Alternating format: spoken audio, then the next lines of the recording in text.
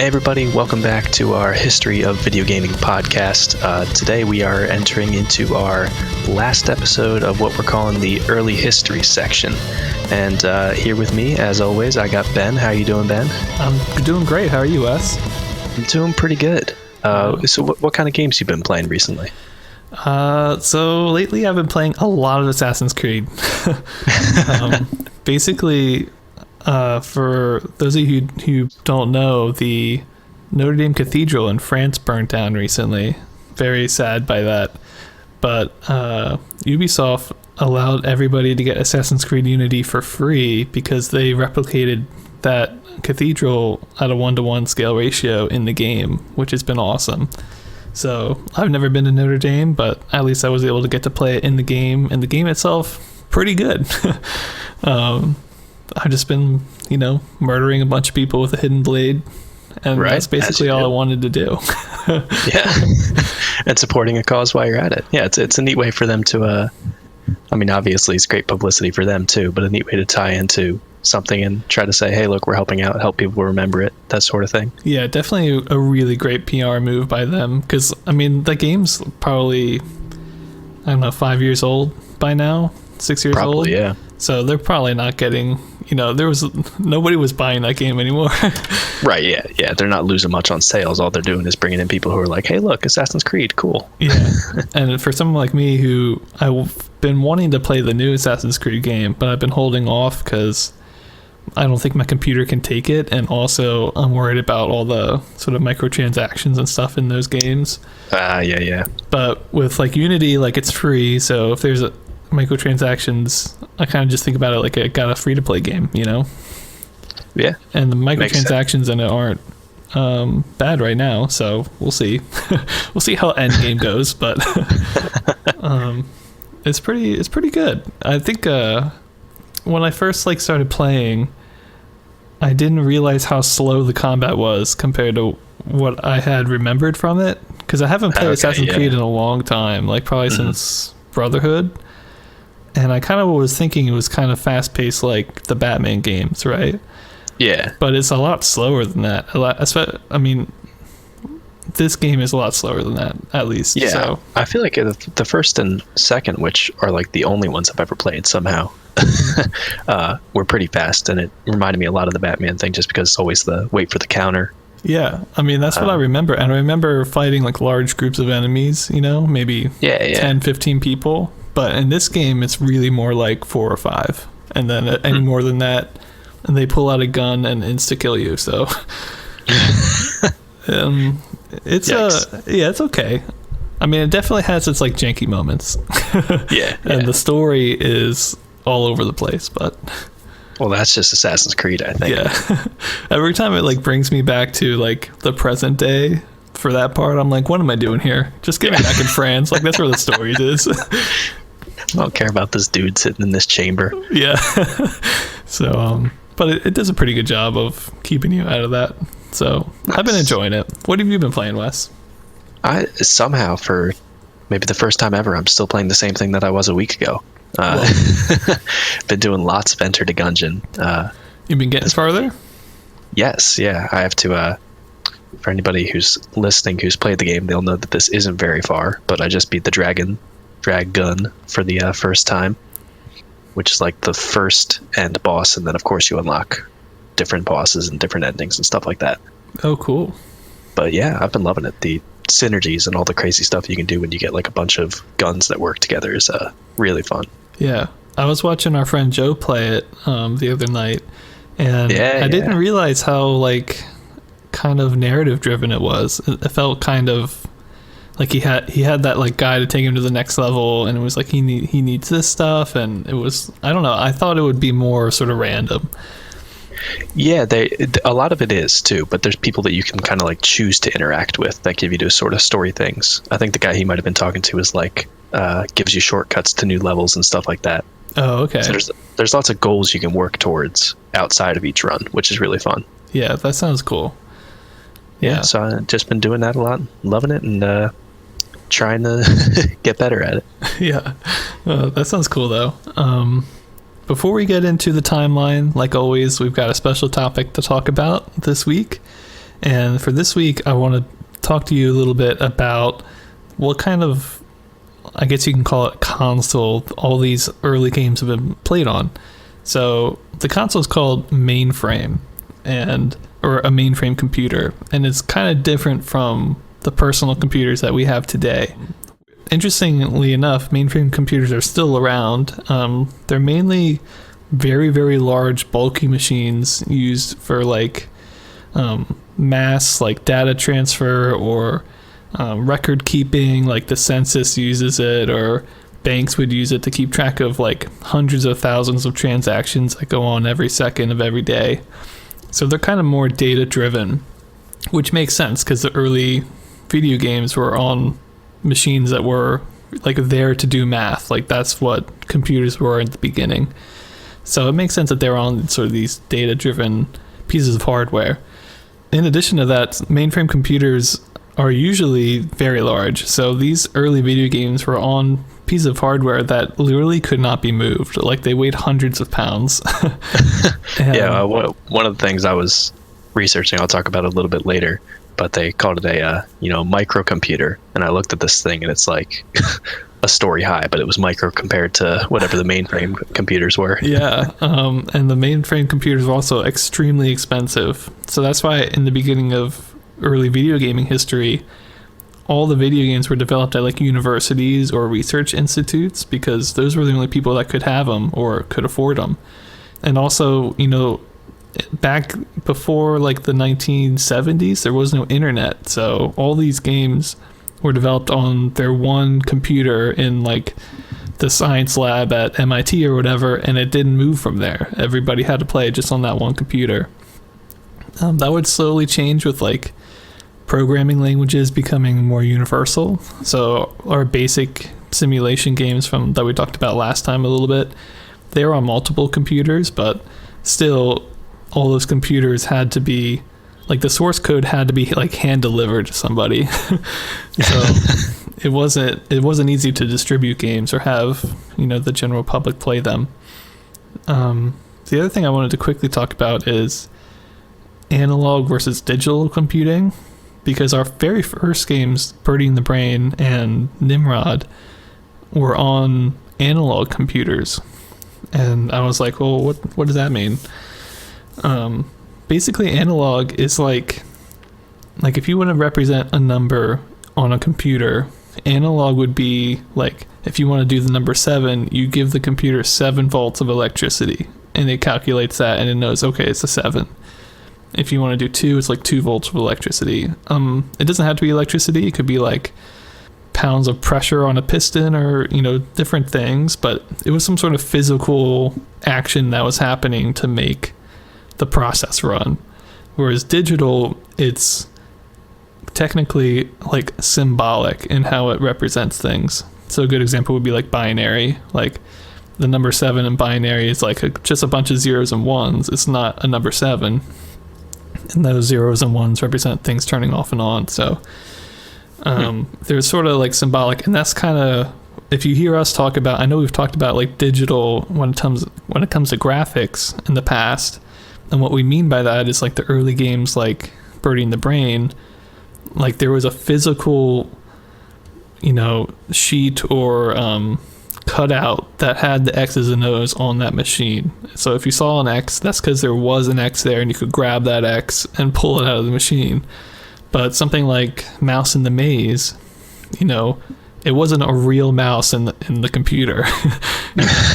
It was a representation of the mouse, and that's what makes it digital. It was a representation. So when we talk about how graphics have evolved, having them become symbolized in just terms of the display can make them, represent a lot more than just what we see. So that's kind of the difference between analog and digital, as summed up as best I can, as somebody who doesn't really know much about computers. But well, it made sense to me, and it's cool to see how that's, as you get the digital computers that can do more, it mirrors the complexity of the games, because then you have this language that you can use that adds an extra layer that you can sort of have the games interpret to make all types of different games. Yeah, Yeah, and I mean, taking the display from analog to digital can basically mean that that display can be used to symbolize way more than just that one game. Because previously, like Birdie in the Brain, it can only play Birdie in the Brain. It Right. cannot play Nim, you know. It's Whereas, made with those X's and O's. yeah. Whereas, you know, a digital display, it can be used for multiple things. Like, I think Mouse in the Maze and Tic Tac Toe were both developed on the same machine at MIT because they were both digital and they could do that. So it was, you know, the transition from analog to digital was definitely a major one in terms of video game development for sure. And so I just wanted to bring it up, talk about it a little bit. Trying to think, is that all I wanted to say? I think if I get any more in depth into this, I'm gonna be in like hot water. Leave it at the base level, give people what they need to know, but don't get too deep into it. I think that's good. Yeah. The only other thing I'll say is mainframe computers are going to start falling out as the technology becomes smaller and cheaper. And personal computers will start to take over, and arcade machines will start to take over, as we'll see here today. But yeah, mainframe. They kind of serve their part for the most part of this early gaming history. But available to very few, and that's why very few games were made, per year. Right. So, yeah, we're covering about one game every 2 years or something. Yeah, something like that. So hopefully that can help you guys get an idea of the environment that these games are made. And without further ado, let's get into the timeline.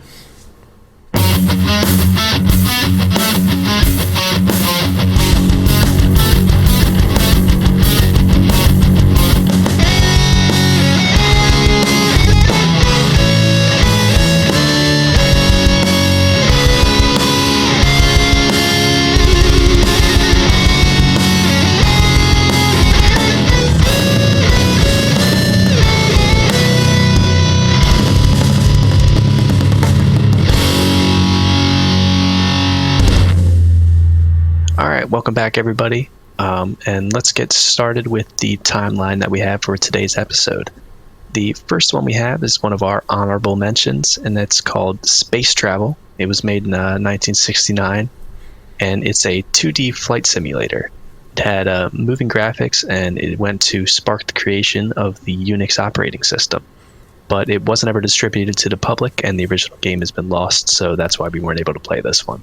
Yeah, and I have seen like screenshots of it, and that's why we think it had moving graphics, but I just could not find the game to play, so it's unfortunate. I think it might have been a cool one.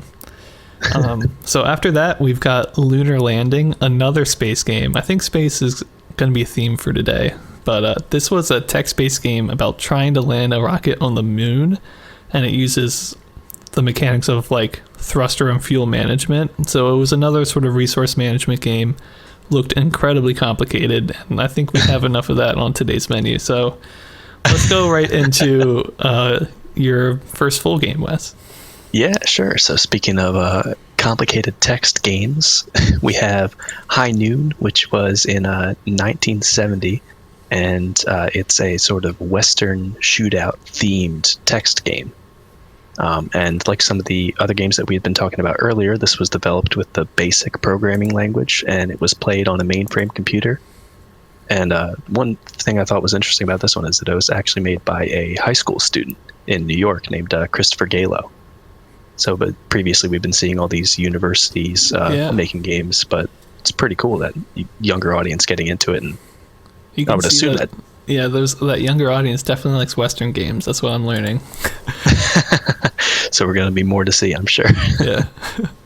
And the context for this game is that you're the player and you're going up against Black Bart, who is the main desperado villain in this. Can I just say, like, the theming behind this game is like on point. It's good, yeah. And for a text game, I was buying into it. Yeah. It was pretty sweet. And so give you a little bit more background, it sets you up and you're in a side street, and then Black Bart walks in, and you have multiple options for each turn. You start 100 paces away from each other, and you have both have 4 shots, and you have a % chance to hit, that increases each time you step closer to each other. Okay, that's pretty cool. Yeah, it is. There was a neat dynamic between seeing what the opponent would do and then what you would do, because they always reacted right after you made your choice. And it seems like it was dependent on what you did. Like if I just fired from far away, Black Bart would take a step forward to make sure his next shot was more accurate. Oh, interesting. And the options per turn, you could move forward, stand still, fire, hide behind a water trough, I think it said very specifically, Okay. or run away. And it's funny, one time I did run away because I knew I was going to lose. And it just ends the game. It was like, you sure did run. And then gives you this little synopsis. Wow. Yeah, so then whenever you make your choice, Black Bart takes his turn right after. And computer makes different decisions, based on what you're doing. So first try, I won. I was really surprised by that. Oh, wow, nice. I felt like I kind of cheesed the system, though, because I moved forward 2 times, got to a spot where I probably didn't have a super good chance to hit, and then I just shot for my next 4 turns and used all 4 of my bullets. Wait, how many did it take for you to hit him? They have like little flavor text for it, so I grazed him twice, but then on my last shot I got him. But it was awesome. weird because I think his decision making was, I'm still pretty far away, because I was at like 80 paces or something. So every time I shot and grazed him, he took a step forward. He wanted to get hit. Yeah, he was just waiting for it. So that's what made me feel like, I don't know, he might have just have some way you could probably game the system. Yeah. But then the second time I went around, when I thought, I definitely know how to do it, I died in 3 turns. He just like nailed me from like all the way across the alleyway. Yeah. So it sounds like RNG is a fairly big part of your game there. Yeah, it was giving me those XCOM vibes. I couldn't see the percentage, but I felt like I was missing those 99% shots. Yeah. So then for my ratings for this, the graphics were 1 out of 10 because it's a text game, still a little generous, but I figured I'd keep it consistent since the previous text games I gave a 1. 0 sound, except for me furiously clicking on a keyboard. The gameplay, I gave a 2 out of 10. I really liked the setting. I think that was the main thing that I had going for it. But with the amount of options, I felt like there's not too much replayability, and also because of the randomness, like you could have it down, but then you still might lose. So I guess it depends on who you are. That might give it more replayability or less. Did it have like story like in the text at all? It had a little bit. It was kind of just like not too much different stuff, though. Like when you shot, it would say you grazed his shoulder, and then like you hit him in the shin. Oh, okay. And then you hit him square between the eyes, and then there's this little thing that comes up once you win that says, here, you get $20,000 and the mayor thanks you, or something like that. Oh, wow. But then nothing happens. Okay. But nice little text to make you feel like you did something by taking out Black Bart. Yeah. But yeah, I noticed the same things come up a lot the second time I played through it. Okay. So I don't think there was too many different options, but I also didn't try all the different combinations. Mm-hmm. And then did you hide behind a water trough? I have to ask. I did, and it said, "Good strategy. You threw off Black Bart." Because I did it at just the right time, and I think he did end up taking a shot right when I did that. Oh, cool. So it threw him off a little bit, but I think that was the one where then I took a step forward and he shot me. That's funny. And for the last category for relevance, I gave it a 3 out of 10. I think it's significant that it's a Western game, and the first Western game we covered. And of course, we're going to see lots of those, and there's Red Dead being the most prominent one that I can think of. But of course, there's lots of different shooter and RPG Western games out now. Yeah, of course. And I thought that it might also be the first one to use the concept of a % chance to hit, which is interesting. I'm not really sure, because there's other like percent things in Civil War. There might be like, I don't know if you would count our early baseball games as having like % chances to hit the ball. Yes, yes.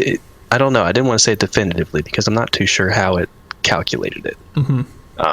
Because it might be basically the same as maybe like the first one to have like changing % chances based on what happens in the game. You know, I feel like that might be definitely. And in my head, I was comparing concept. it to. It is, yeah, and That's why, like I said, it was giving me those XCOM vibes. So overall, I thought it was pretty fun, but I only gave it a 3 out of 10 rating overall, because I thought if you went like 5-10 times through it, you'd probably learn it pretty quick and figure out how to get the best percent chance and win most of the time. Yeah. And the variability is good and bad, because when you hit those low percent shots when you're not supposed to, it feels awesome. But when you don't, it really sucks. Yeah. Just like XCOM, and that was my kind of my takeaway from it. Cool. I mean, compared to some of our other text-based games, how does it hold up? Like, compared to Civil War, which one did you enjoy more? I think I like both of them had a cool setting. I think I like the variability of this one a little bit more, because it was a lot easier to get into, where like Civil War, I felt like I had to like do some research and like really know. But I did like that Civil War had a lot more options. So overall, I think I like this one better, but kind of had a little bit less option. Okay, cool. Well, from one text-based game to another, let me tell you guys about Star Trek. Now, this one's kind of interesting because this is also a basic game, but apparently it was like the most popular basic game. It came out in 1971 and apparently was very popular with people and had multiple remakes over the next couple of years. But the game I played, which I tried to play the original version as close as I could, it was very interesting. This one, I think this is the first text-based game to use text to represent objects. So, oh, interesting. Yeah, so like the Enterprise, which was your ship, was like a left parentheses and X, a right parentheses. And it would have like a map that kind of had like, dot, like periods for things that weren't there, and like the Klingons were like a big K, and then that would change depending on where you moved. Yeah, it was kind of cool. So I feel like the fact that it was text-based didn't make it feel like I was just reading the whole time. It actually had some things going on, which I thought I gave the graphics 2 out of 10 because of that. Because I thought, the map that kind of steered you in the direction. At first, when I first looked at it, I got really confused. But after a game or two, I kind of became like quick reading it. So I think it is kind of, it's easy to play once you get into it and you know the rules. And so because of that, I thought it does a pretty good job at representing a galaxy, which you can move around in. So speaking of the gameplay, basically you're in like a quadrant in space or something, and it tells you, hey, there's 10 Klingon ships, there's 1 starbase, and there's like 10 stars, which don't mean anything. And the map of the universe is kind of like a giant like 64 by 64 grid. At any one time you can only see like a 9 by 9, so you kind of have to go and explore, and if you want to be careful, maybe you only go a little bit at a time. And it definitely kind of gave me like an FTL vibe almost, where you were kind of exploring, you weren't sure like which part of the quadrant would have the enemies, and once you found the enemies, like you'd have to kind of guess what was the best way to take them out. It was kind of interesting, and the only part I would say I didn't like about it is your ship will run out of energy and bullets and fuel unless you find that starbase, which is your refueling station, and that's like randomly generated anywhere on the map. So if you can't find it after like a couple minutes of playing, like you're basically done. But once you find it, you can always go back to it if you remember what coordinates it was at. So you can use that as your home base and then head out, find some guys, return, head out. So I think if you knew what you were doing, the game could be fairly fun, and it's all sort of randomly generated. So you've got a brand new map with new Klingon locations every time you play. So I thought it was actually pretty decent. Definitely very confusing to start. It has probably 3 pages of like instruction. Oh God. I know. But once you kind of memorize what all the commands you have do, I actually found myself getting fairly quick at it, which is kind of surprising. I didn't think I would be able to do it. But yeah, so fairly good game, I think. I gave the gameplay 3 out of 10. I gave the sound 0, no sound. I gave the relevance 7 out of 10 because not only was it a very, very popular game at the time that would go on to influence other iterations, but as far as I can tell, I think it's the first game that was based on, a popular piece of media outside gaming. So before it was all like baseball and stuff, and now we've got like, this is from a movie, Star Trek, right? Yeah. Which obviously movie games are going to become series. super popular, so I don't think it was like officially licensed, obviously, but certainly one that will go on to influence many games of the kind, including I think exploration games like something like Faster Than Light, which is a great game. So I gave the relevance 7 out of 10 because of that. I think overall it's about a 3 out of 10 game. I kind of enjoyed it. I think it's kind of random, and I think that kind of ruins it.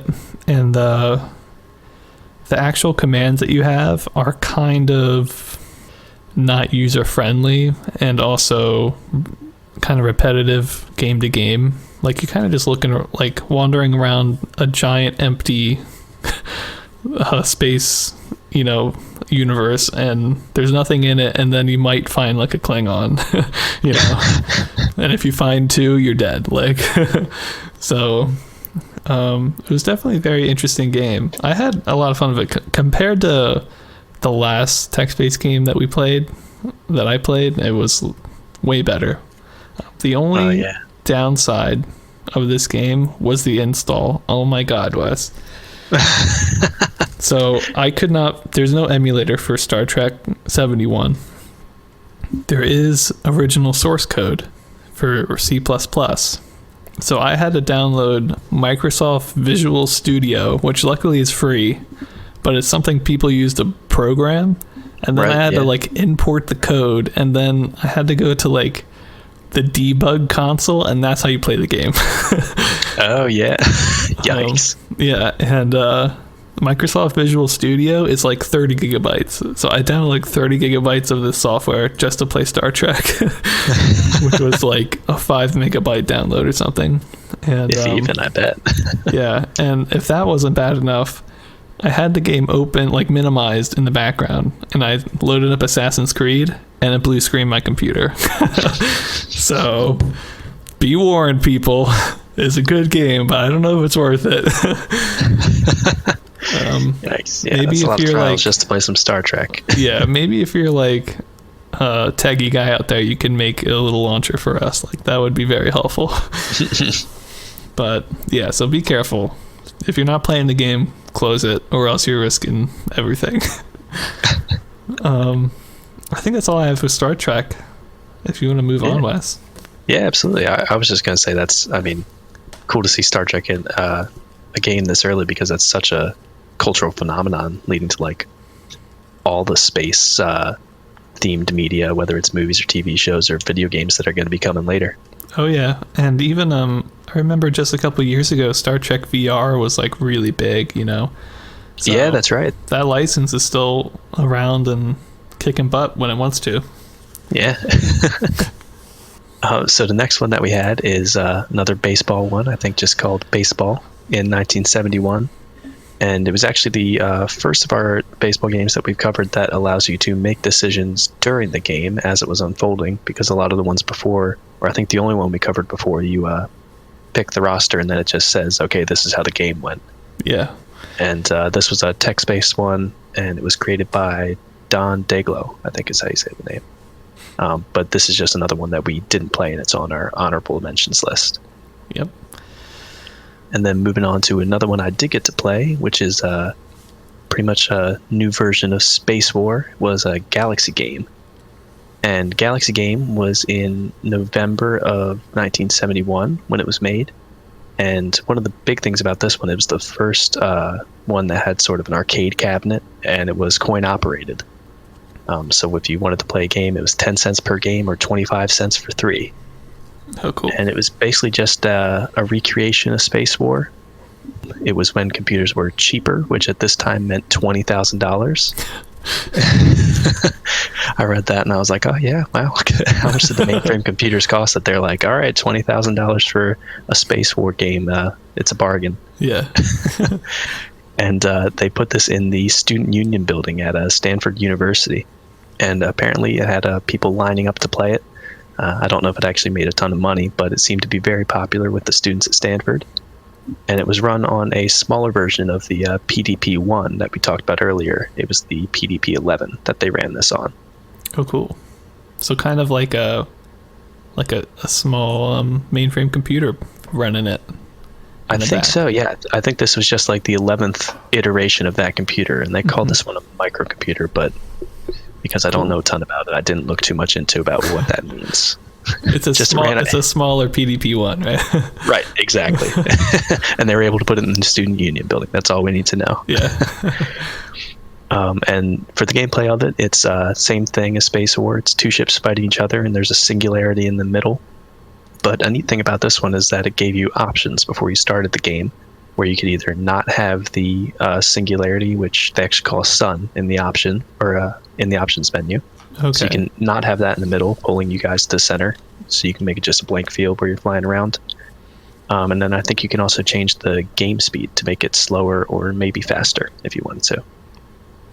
And that was like the ship speed, or like I think how it was fast the they fired whole stuff? game speed. Yeah, Oh. I don't think there was individual options for the torpedoes and ships, but there might have been.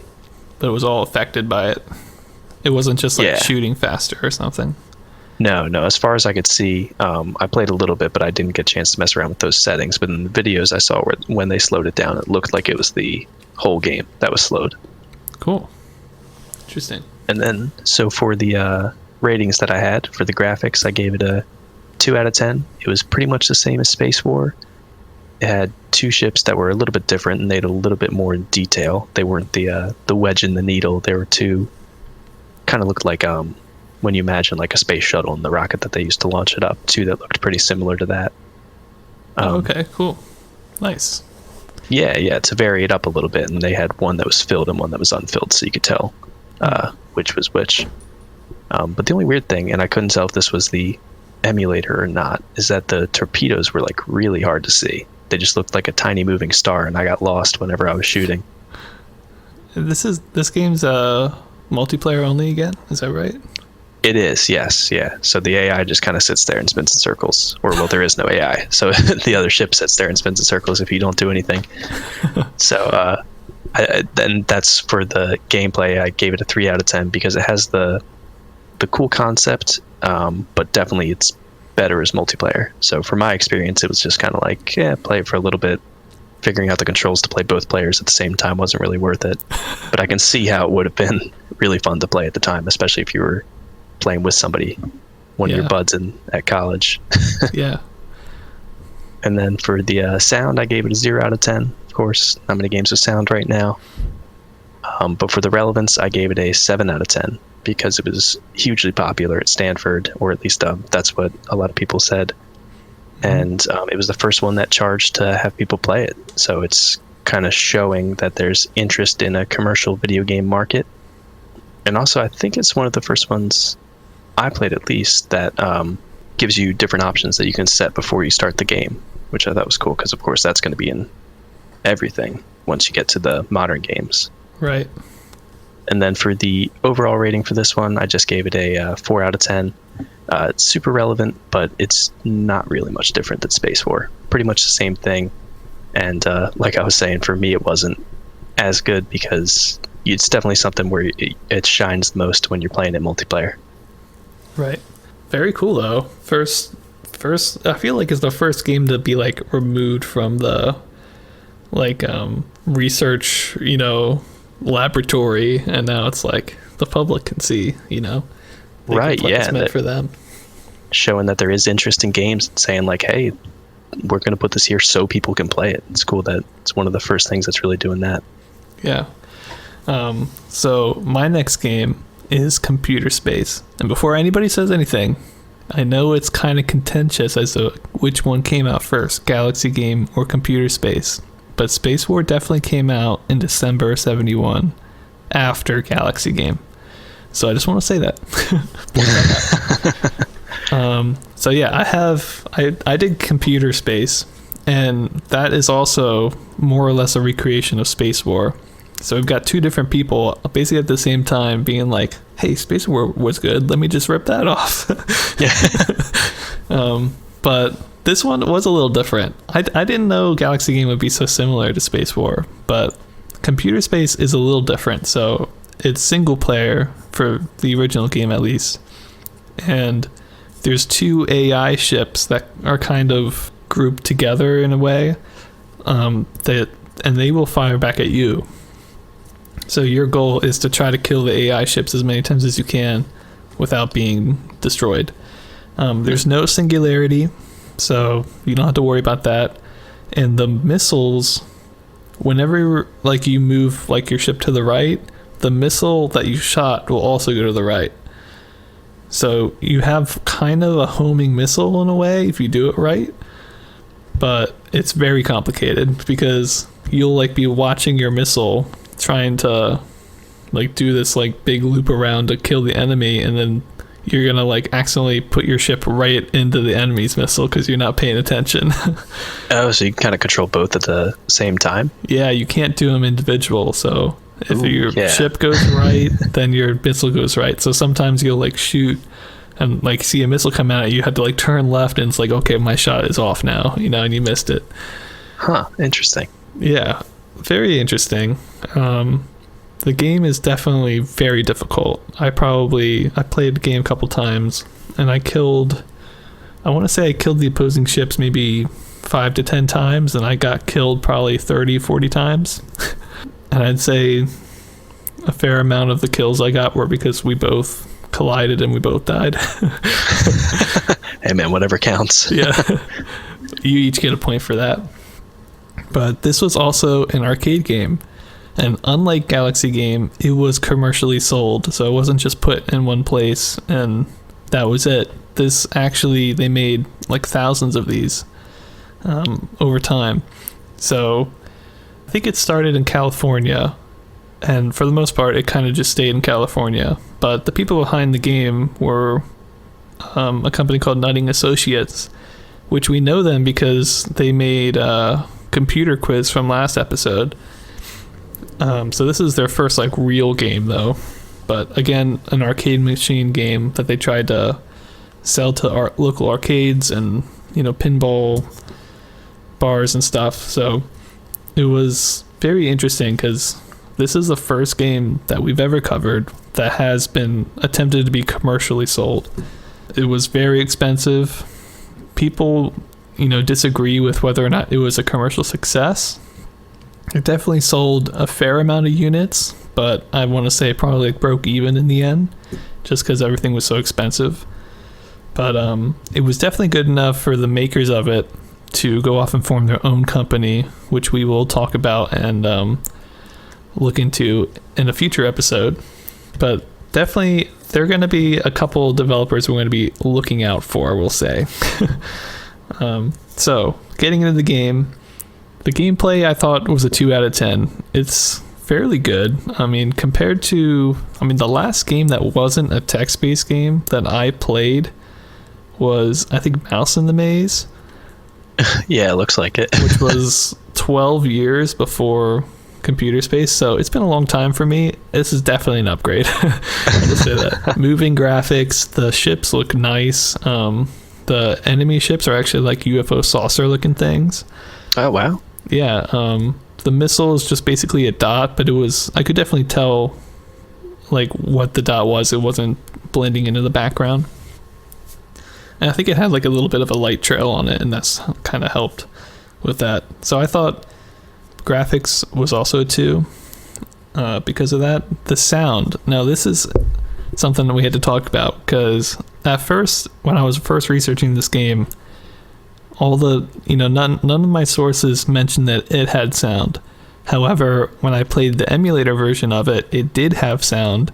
And since then, I've gone back and done some more research, and it seems contested as to whether the original had sound or not. I want to say it did have sound, and the reason I say that is because in 1973, a movie came out. What was the movie called? Do I have that somewhere? It was called it was like Soylent something. Very interesting. Yeah, it's called Soylent Green. Oh, yeah. I've definitely heard of that, but I don't really know much about it. I think it was some sort of horror game, but it had the arcade cabinet for Computer Space in the film in 73, and it had sound. So I want to say it had sound. If so, it would be the very first game of all time to have sound. Although, again, I should put an asterisk on that because a lot of people say that Pong had was the first video game that had sound. So it definitely seems contested. But either way, it was a very early game that eventually had sound. Maybe it was a later version. Maybe it was the first version. I can't be sure. And since Computer Space actually has sound in it, I have that sound to share with you guys now. These are sounds recorded from the original arcade cabinet of Computer Space. Enjoy.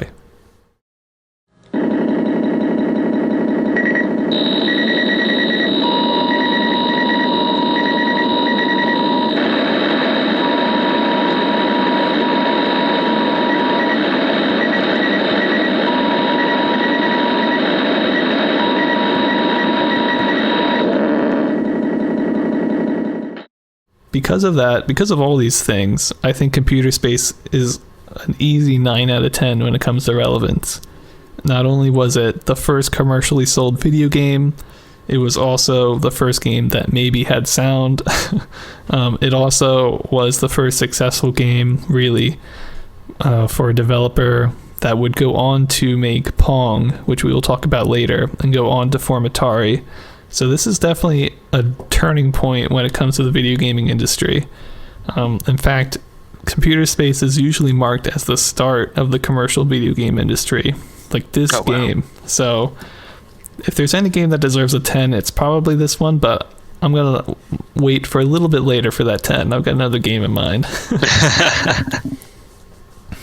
So yeah, a little different from Space War. They went a little bit different direction with it. Maybe that helped with selling it commercially. I'm not totally sure, but it wasn't just a direct ripoff like Galaxy game was, which I respect that. Yeah, no, I think that's cool that they were able to innovate on it and make, take the same idea but turn it into something different where it's versus AI and a slightly different gameplay. And it just really seems like all around it was a super relevant game that went. I mean, if the people who made this go on to make Atari, that's huge. Yep. Yeah, we'll talk more about Atari in a future episode, so don't you guys worry. All right, let's not get into that now. That's a whole different can of worms. Yeah. I mean, I feel like the can of worms you're about to open could be a full episode too. That's true, and I do have a lot to say. So let's get straight into one that I'm sure everyone will recognize whether they've played it or not, and that is Oregon Trail, the next one that I played. The version that I played was the first one. It was text-based only, and it was in December 3rd of 1971 that it came out. And this one I was super excited to play because I have very little memory of it, but it's probably one of the first games I played. A much newer version, probably one that came out in the 90s. Mm-hmm. But I remember playing one that had little graphics after you made the decisions and showed everything that went on. Yeah. Yeah, I remember playing this game when I was younger too. In fact, I played it in middle school history class for whenever we had downtime. We broke out the laptops and played Oregon Trail. You know what? And I was trying to place where I played it, and I feel like I might have played it in school too. I know I definitely did at home, but that sounds familiar. It was always the best day. If we could play Oregon Trail, everybody was happy. Right. Until you get the kids to do something when you need to write up the curriculum real quick. Yeah. And that's actually how this started too, interestingly enough. It was made by Don Rowich, who was teaching high school students at the time, and he wanted to figure out a way to teach them about pioneer life. So he was going to make a board game, but then his two roommates were programmers, and they said, no, let's make this into a video game. Nice. And apparently over 2 weeks they made it, which seems kind of crazy. It was just a text game, but for at the time having the complexity that it did. and they ran it on one of the school districts, or probably the only mainframe computer that the school district had in Minneapolis. And a lot of students loved it, but at the end of the semester, it kind of had served its purpose, so they deleted it. And Don Rawitz took down the code to go on and copy it over some other time. And in in 75 is when he got his chance, and he copied it to a new mainframe computer at the Minnesota Educational Computing Consortium. Oh, God, which is that's hard a mouthful. to say. Yeah. Yes, it is, which is why I wrote it down and had to read exactly as I was saying it, or else I knew I was going to get it wrong. And the significance of that 75 version is that's the version I played with the emulator that I had. But most of the changes that were made in that version were just some changes to the probability of the random events that happen. And they also changed some of the events to reflect more accurately what happened based on some new discoveries of some diaries that were going on at the time. Cool. So you start off when you're playing the game. You have a certain amount of money. I think it's 700 dollars, I guess. And you spend it on food, ammunition, clothing, which helps when you get into the mountains, because if you don't have it, you die from cold weather, and on your oxen. And then also you have miscellaneous supplies, which kind of all the random events end up taking from your supply pool. And there's also an interesting option where you can decide not to spend all your money, which the first couple times I figured I might as well spend everything. Mm-hmm. But there's certain random events that pop up that if you don't have money, you're pretty much just instant dead. Oh, God. Yeah, there was a couple where for either I made a bad decision or I got a random bad roll, and it was like, you are severely injured. You go to the doctor. You have no money. You're dead. It was pretty good. It was, when I think like classic Oregon Trail, I was getting that experience. That sounds awesome. And there's a lot of good decision making in it, weighing how you spend your money.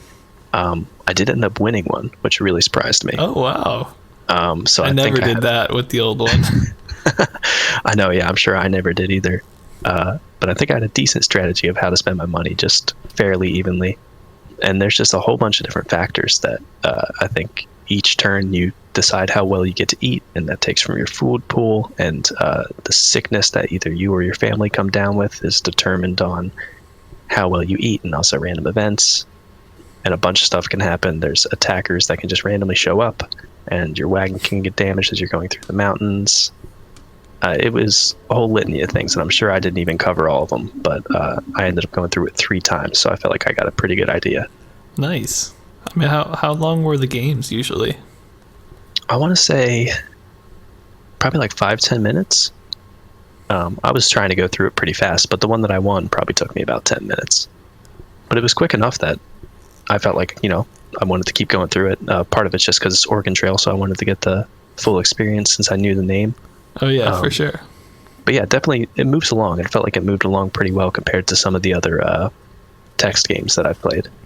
And Nice. One of the other interesting things is that there's sort of a mini game when you're hunting, which is how you get more food and also why you need your ammunition.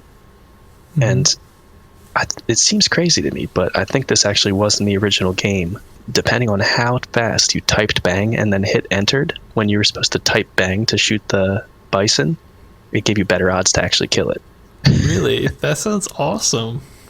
Yeah, and so I don't want to say definitively because it could have been an emulator thing, but from what I saw, it seems like that was in the original version, that the computer knew how fast you responded based on when it asked you to type bang, and it gave you better odds to kill. So I got really good at it, but I also figured out that it accepted if you typed it wrong. So, Oh, really? Yeah, these like horrible misspellings of bang, and it was like, great shot, you killed it. Awesome. But then sometimes there must have been some random chance involved too, because if I left the B off of bang, like I did a couple times, it was like, nope, you didn't get anything. And I wanted to give a quick synopsis of just since part of the reason Oregon Trail's famous is all the horrible ways you can die, just how my couple playthroughs went. Oh, I can't wait for this. First time through, did pretty well. A couple riders on the way, some of them were friendly, some of them I didn't shoot, but they shot me and I got healed by the medicine I had. Once I got to the mountains, I got pneumonia and couldn't afford to pay for the doctor. So I died, and the game does a nice but I think pointless thing where it asks you if you want a fancy funeral or not, and if you want to notify your next of kin, Oh my god. So which doesn't good. do anything, but it's fantastic. Yeah. And then the second time, I was trying to be real ballsy and only got 3 turns in when I got knifed by a random dude. This is awesome. This Yeah, is by far the best text game that we've played. Yeah, just the scenarios I think are part of what made it such an iconic game. Yeah. And this time too, I spent all my money on preparing at the very beginning. So went to the hospital, couldn't afford a doctor, died on the table. But then the third time, I was playing pretty safe, and whenever I felt like I was below 100, which is kind of a arbitrary thing, but how they determine the food, whenever I was below 100, I would go out hunting. Got real good at smashing my keyboard to get bang in there, and managed to get all the way through, even though I realized after I won, halfway through, there was some text that said, "You got bit by a poisonous snake, but then you killed it." Oh, really? Yeah, and I don't know if maybe after winning, my guy eventually dies or what happened there, but nothing else ever happened with the poisonous snake. Nice. There's a couple questions I have for you based upon my, traditional Oregon Trail. So, is it just you, or are you in a party when you play? Do you know? Well, it was interesting because there were events that came up where it was like your son got lost, you lost time trying to go find him, but it wasn't interactable at all. So I think in the original version, it must have just been if you're sick, that's what makes you lose the game, not other characters. Okay, so if your son dies, it's like, oh, who cares? I think so, yeah, because that never happened to me. It was just like 3 times that the son got lost. But I never did see anything else pop up with the other family members, although I'm sure there is different scenarios that happen to them. Cool. And then the other question I have is, did you ever, ford a river? I did, yeah. Ooh. That was, I think, that wasn't a choice thing. It was a random event. Although I think this one might have happened, based on the territory that you're covering. So, it might always happen on a certain day or after a certain distance. Mm-hmm. But it was just you cross a river, your wagon gets damaged, you lose supplies. That was the main thing. So there wasn't anything interacting there, but it was an event, yeah, where there must be a random rule where you get across the river safely, because I also went into the mountains one time. My wagon didn't get damaged where all the other times it did. So you mentioned how you were doing your resource management at the beginning, between the clothing and the money and stuff. Mm-hmm. Did you have to do that every game turn, or was that just at the beginning? That was just at the beginning. That seems so nice. I would love if one of the other games did that. Yeah, it was great. And then every single turn, it showed you to remind you what you had of each thing, so you can make your decision. This game's so good. It was great. Yeah, it was you have this much ammo, and I always way overbought ammo, so I went hunting every single turn. Although I think that loses you time if you do it too much. But yeah, it was really cool. I think there's still, I might actually even go back and play it a little more sometime, because I think there's still some stuff I could get from it. Wow, nice. Yeah, it's pretty cool. It's the original Oregon Trail, or at least this one was the 75 version, pretty close to the original. Yeah, the original is lost. So right, yeah, and it sounds like it was just slightly less interesting. Yeah, yeah. So going through the ratings that I had for it, 1 out of 10 for graphics. Of course, it's a text game, and they didn't do anything cool like Star Trek, where they had the sort of ASCII art. So this one was just text. There was no sound in it. The emulator I was using kept making a lot of strange clicking noises, so I just turned my sound off. So I'm not going to count that for anything. But then for gameplay, I gave it a 4 out of 10, just because there's so many cool choices you can make, and definitely I was influenced by the fact that it was an Oregon Trail game, and that name has such recognition. But it was really fun to play, to be able to say hey, I beat the first version of Oregon Trail. Yeah, for sure. And also, I thought it was really cool that they had the thing with, if you get a better chance if you type bang faster. There's of course strategy in the game, but that's actually sort of a learned mechanical skill thing that you could do in this. And then of course for relevance, I'm looking over this now, and I think I might change mid podcast what I rated it, because I had it as a 6 out of 10, but I think it could be a 7 out of 10, just because it's such a important name, and you know all the Oregon Trail game has been remade in so many different versions. And also cool to see that it was, like you were mentioning, when we came along, it was still being used in school. So it still actually was serving an educational purpose like it was originally intended. Yeah, for sure. And then so overall, I just gave it a 5 out of 10, still because it's an older game that I wouldn't always play, but it definitely held my attention, and I think I might give it a couple more goes. That's nice. That's the highest score we've given, right? I think so, for one of these old games, yeah. Yeah. I think this one definitely deserves it. It's pretty fun for a text game. Cool. I mean, they like the one that we remember was basically a text game.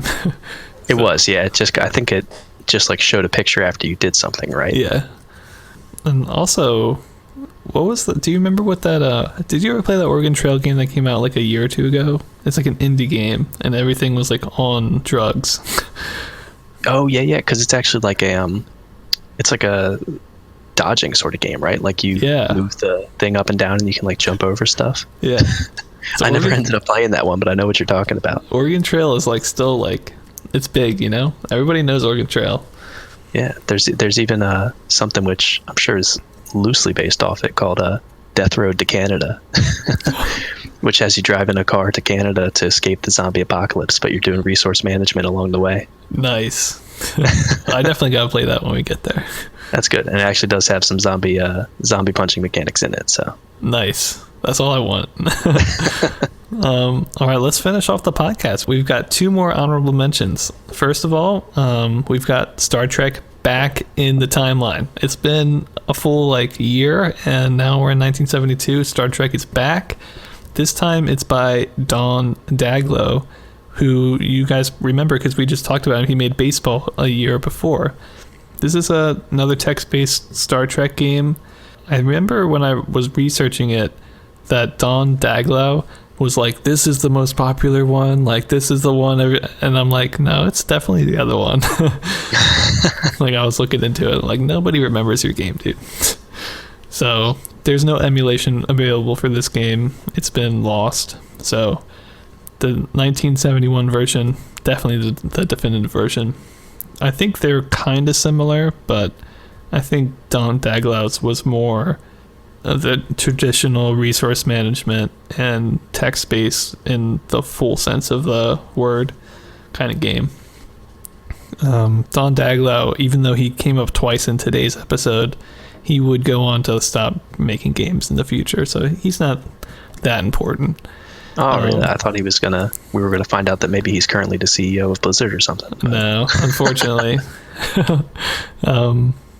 And then our final honorable mention is Civilization, also known as Empire, which came out in 1972. Now, this is definitely an interesting one. I would have rated it if we had the original source code, but it has been lost. Basically, we've got a text-based, turn-based management game that is also multiplayer, or can be, or maybe in the newer versions it was, but the games can take anywhere from a few hours to several months in real time.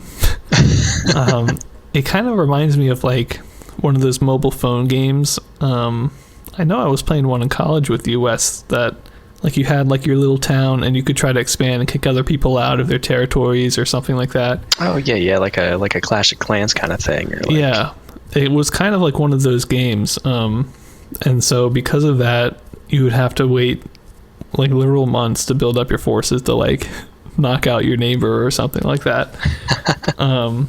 But it was kind of almost a 4X in a way, the very first one. So if we had the original source code, we definitely would have played it. There was a recreation of the game. I think it was a recreation of the game as it came out a couple of years later. But the newer version is called Wolfpack Empire for anybody that wants to play it. It's still a text-based game online that you can play with anybody, and the games take months. So if you guys want to play it or check it out, that's the closest that we're going to get. We will talk about that version when it comes up in the timeline. But for right now, Civilization Empire is just an honorable mention, and the last one for today. So that's going to wrap us up. That was our third episode on the early history of video gaming. Early history is done. We've made it, Wes. We're there. 72. Glad to do it, but also glad to be through it. Yeah. Starting on our next episode, we're going to have a 2-part series of episodes on the Magnavox Odyssey, the very first home video console. So I hope you guys are excited for that. And after that, well, it's Pong time. So we've got a lot of exciting things coming up. Please be sure to stick with us. Check in the comments below or the description to find our Twitter, our website, our email. Feel free to send us any questions you may have. Check out the website.